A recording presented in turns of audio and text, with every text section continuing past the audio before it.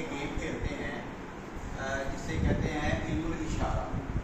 ठीक है, इस खेल का मकसद होता है कि इस खेल के ज़रिए बच्चे एक दूसरे की नफ्सियात और जो आदात हैं, इशारे हैं, उससे वाक़िफ़ होते हैं।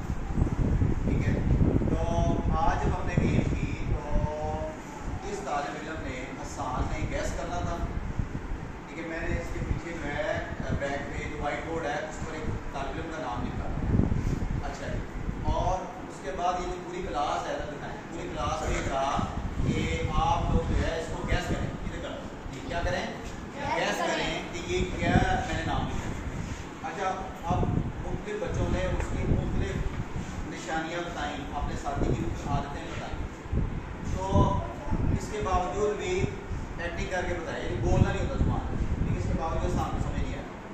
फिर ये जो गुलाम जाफर है इसने उसकी मुख्तलिफ जो अलामतें निशानियाँ बताते बताते वो जो तालिब इल्म था उसके वालिद के बारे में ये बताया कि उसका वालिद कैसे बताया आपने, क्या नाम बताई थी?